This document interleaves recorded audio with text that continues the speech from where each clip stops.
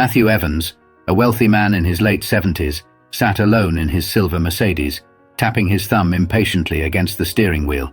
The air conditioner hummed, barely keeping the Kentucky heat at bay. Retired and wealthy from a life of business in finance, Matthew was used to things working in his favor. But that day, he found himself stranded with a flat tire, far from the comforts of his pristine mansion on the outskirts of town. After a few attempts to call for roadside assistance with no luck, he sighed and resigned himself to the fact that he'd have to wait. Just as he started to feel a tinge of frustration bubbling up, he saw a figure walking toward him down the road. A young boy, maybe 13 or 14, wearing a faded t-shirt and worn-out sneakers, approached with a determined expression. Matthew watched as the boy's eyes narrowed, examining the car before giving Matthew a polite but confident nod. "Got a flat, sir?" the boy asked, his voice steady. Yes, I do," Matthew replied, feeling a strange mix of relief and unease. "I was hoping for a bit of help, but my phone's got no signal out here." The boy gave a little smile. "I can help with that," he said, kneeling beside the tire without hesitation. "My grandpa taught me how to change a tire last summer. Do you have a spare?" Matthew gestured to the trunk, watching as the boy opened it and pulled out the necessary tools. The young boy worked swiftly, his hands moving with a quiet confidence that seemed almost beyond his years. As Matthew stood there, he felt a strange humility creeping in, something he hadn't felt in a long time. He wanted to offer the boy something in return, but the young man hardly looked up, focusing intently on the task at hand.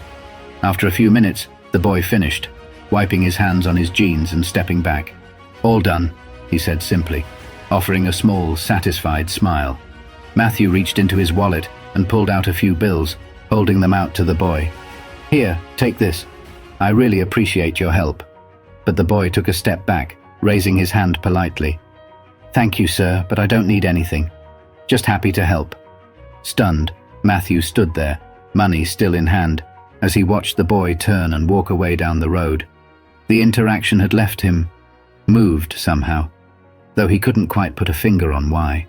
Alone now, he slipped the money back into his wallet and got back into his car, watching in the rearview mirror as the boy's figure grew smaller in the distance. For the rest of his drive, Matthew's thoughts kept drifting back to the boy.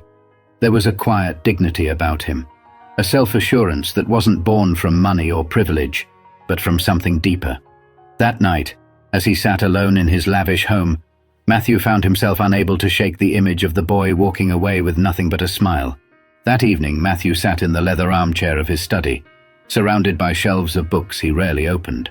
The room was quiet, save for the soft ticking of the grandfather clock in the corner.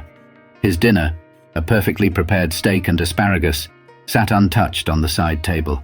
He couldn't stop thinking about the boy.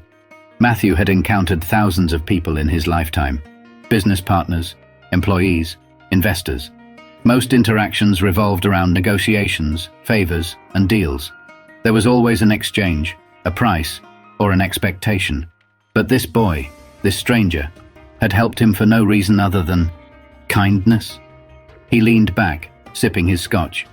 The memory of the boy's confident smile replayed in his mind. He didn't look like someone who had much, Matthew thought. The worn shoes, the faded clothes, the dust on his hands, it all told a story. And yet the boy carried himself with a kind of integrity that seemed so rare these days. The next morning, Matthew couldn't resist the urge to find the boy. He didn't know why, but something inside him felt unfinished. Maybe it was guilt, maybe gratitude, or maybe just curiosity. Whatever it was, he found himself driving down the same stretch of road, scanning the horizon for any sign of the boy. Hours passed as he stopped at gas stations and small diners, asking anyone who would listen if they'd seen a young boy fitting the description. Most shrugged or shook their heads, until finally an older woman behind the counter at a small cafe spoke up. "Sounds like you're talking about Elijah," she said, wiping her hands on her apron. "That boy's always helping folks around here. Lives with his mama over in Harlan." "Harlan," Matthew repeated, making a mental note. "Thank you." The town of Harlan was an hour away, nestled in the foothills of the Appalachians. The drive was scenic, but Matthew barely noticed. His mind was racing with questions. What kind of life did this boy have? What kind of family raised someone like that? When he arrived in Harlan, The streets were quiet, lined with modest homes and small businesses. He asked a few locals about Elijah and was eventually pointed to a small house on the edge of town. The house was worn but tidy, with a front porch that sagged slightly under its own weight. Matthew parked his car and hesitated for a moment, unsure of what he would even say. Taking a deep breath, he knocked on the door. It opened a moment later, revealing a woman in her early 40s. She looked tired but kind, her eyes sharp and curious as she sized him up. "Can I help you?" she asked. "Good morning," Matthew said, clearing his throat. "I'm sorry to bother you, but I believe I met your son yesterday. Elijah, right? He helped me with a flat tire." Her expression softened instantly. "That sounds like my Elijah," she said with a small smile. "He's always helping folks." "I just wanted to thank him properly," Matthew said. "He wouldn't accept anything from me yesterday." She nodded, stepping aside to let him in. "He's out back. You're welcome to wait." Matthew stepped inside, taking in the modest surroundings. The furniture was old but clean, the walls adorned with family photos, and a few hand-drawn pictures that looked like they came from a much younger Elijah. It was a far cry from his own home, with its pristine surfaces and expensive artwork. Yet something about this space felt warmer, more alive. He followed her out to the backyard, where Elijah was repairing the fence. The boy looked up, surprised to see Matthew. "Hey, mister," Elijah said, wiping his hands on his jeans. "What are you doing here?" Matthew smiled, feeling strangely nervous. "I wanted to thank you again. You helped me when I really needed it, and I just couldn't stop thinking about it." Elijah shrugged, his expression easy and genuine. It wasn't a big deal. But to Matthew, it was, and he was determined to show it. Elijah leaned against the fence, his curious gaze fixed on Matthew. For a moment, neither of them spoke. The boy's calm demeanor made Matthew feel slightly out of place, as though he were the one being judged. "I don't think you realize what a big deal it was," Matthew finally said, breaking the silence. "People don't usually help strangers without expecting something in return." Elijah tilted his head slightly, as if puzzled by the statement. "I don't see it like that," he replied. "If someone needs help and I can do it, why wouldn't I?" Matthew was struck by the simplicity of the boy's logic. He looked past Elijah to the yard. The fence was patched together with mismatched wood, the grass uneven and sparse. Behind the house, an old swing set leaned precariously, its chains rusted and broken. It was clear that Elijah's family didn't have much, but they made do with what they had. "You've got a good head on your shoulders," Matthew said, meaning it. "Your mother must be proud."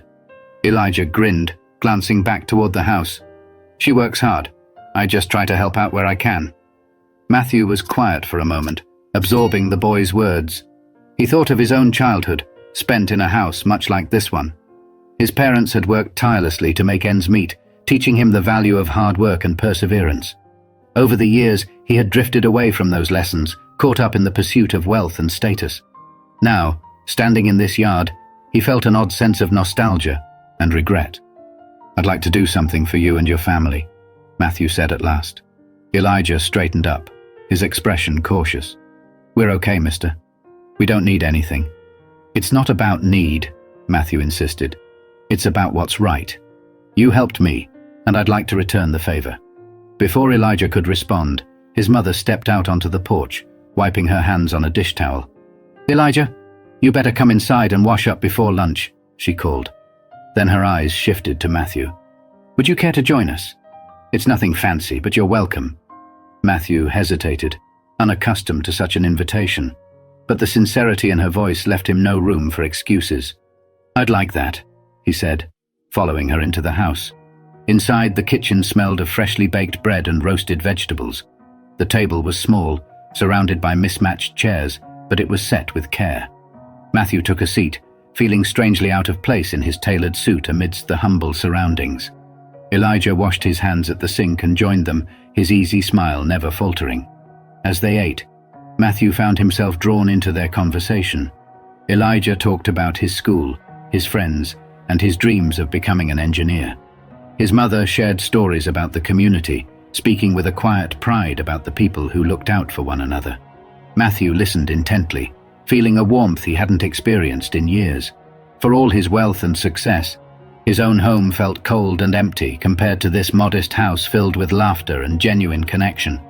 After lunch, as they cleared the table, Matthew turned to Elijah's mother. "You've done a remarkable job raising him," he said. "He's got more heart than most people I know." She smiled, her eyes shining with gratitude. "Thank you. He's a good boy, but we've had our struggles. We've learned to appreciate the small things." Matthew nodded, his mind already turning over ideas. He didn't want to overstep, but he couldn't walk away without doing something for them. This family had given him a gift he hadn't even realized he needed, a reminder of what truly mattered. Matthew left their home that afternoon with a sense of clarity he hadn't felt in years. Driving back to his estate, he began to plan. This wasn't about charity. It was about honoring the boy's selflessness and the family's resilience. Elijah and his mother deserved more than patched fences and worn furniture. They deserved stability and recognition for the strength they showed every day. The next morning, Matthew made calls, lots of them. He reached out to old colleagues, contractors and suppliers. By midday, a plan was set in motion. Within a week, trucks and workers began arriving at Elijah's home. Matthew stood on the sidewalk, clipboard in hand, directing the renovations as Elijah and his mother looked on in shock. "You didn't have to do this," Elijah's mother said, her voice trembling as she watched the crew unload supplies. "We've managed fine on our own." Matthew turned to her, his expression earnest. "You've done more than manage. You've thrived. But you gave me something I didn't know I was missing. Let me give back." Elijah was quieter than usual, standing next to his mother with a thoughtful look on his face. Matthew knelt slightly, meeting his eye. "You taught me something, Elijah. Helping people isn't about money. It's about showing up. I want to show up for you." Over the next several weeks, the house underwent a transformation. The sagging porch was replaced with sturdy wood, the roof repaired, and the rusty swing set out back was replaced with a new one. Inside, the walls were painted, the floors polished, and the kitchen upgraded with modern appliances. At first, Elijah tried to help with the renovations, carrying planks and sweeping debris, but Matthew insisted he take a break. "Your job," Matthew said with a smile, "is to enjoy being a kid for a little while." Still, Elijah couldn't resist sneaking out to watch the crew work, his eyes lighting up with curiosity as he observed them measure, cut, and build. One of the workers, a burly man named Joe, noticed his interest and invited him to help measure wood planks. Before long, Elijah was asking questions about tools and construction, his excitement infectious. Matthew watched from a distance, a warm pride swelling in his chest. For the first time in years, he felt like he was doing something meaningful, something beyond himself. The boy's energy reminded him of the ambition he once had before life became a blur of boardrooms and stock portfolios. One evening, as the sun dipped low, the project was nearing its end. The family stood on the porch, marveling at the transformation. Elijah's mother turned to Matthew, her voice choked with emotion. "This isn't just a house anymore. It's a home. I don't know how we can ever thank you." Matthew shook his head, his tone soft. "You already have. You reminded me of what life is supposed to be about: family, connection, and purpose. I think I'm the one who should be thanking you." The final day of the renovation project felt like a celebration. Neighbors stopped by to see the changes, offering smiles and small gifts: fresh baked bread, jars of homemade jam, and even a potted plant. Elijah's laughter echoed through the yard as he raced around, showing his friends the new swing set and the freshly painted rooms inside. The house, once tired and worn, now radiated life. Matthew stood on the front porch, leaning against the sturdy new railing, watching the scene unfold. He hadn't felt this kind of joy in years, simple, unfiltered joy that came from seeing others thrive. Elijah's mother walked over, a cup of iced tea in her hand. She offered it to him with a smile. "You've done more than fix a house," she said softly. "You've given us hope, and I think you've found something for yourself, too." Matthew nodded, taking a sip. "I have," he admitted. "I spent so many years chasing things I thought mattered: money, status, influence. But none of it feels like this. None of it ever filled me the way this has." As the sun began to set, Elijah joined them on the porch, his energy still boundless. He looked at Matthew, his expression thoughtful. "Mr. Matthew," he began, "I've been thinking a lot about what you did for us. I want to do something like that one day. I want to help people too." Matthew placed a hand on Elijah's shoulder, his voice steady. "You already are, Elijah. Your kindness set all of this in motion. Don't ever lose that." The three of them sat together, watching the sky shift from gold to deep orange. The warmth of the day lingered, but there was a deeper warmth, one that came from connection, gratitude, and a shared sense of purpose. When it was time for Matthew to leave, Elijah and his mother walked him to his car. The boy's wide grin and his mother's tearful smile were etched into Matthew's memory as he drove away. This wasn't the end, he realized. This was just the beginning of a new chapter in all their lives. The weeks that followed brought more changes. Elijah's newfound curiosity about construction blossomed into a passion. Matthew arranged for him to spend time shadowing the workers who had helped renovate the house. Elijah soaked up every bit of knowledge, eager to learn. Matthew, in turn, found himself drawn back to Harlan again and again. Each visit felt less like a trip and more like a return home. He no longer felt like an outsider in their lives. He was part of something bigger now, and for the first time in years, he was content. The story ended where it had begun, in a small town with a big heart, where one act of kindness from a young boy reminded an old man of life's greatest lesson. It's not about what you have, but what you give.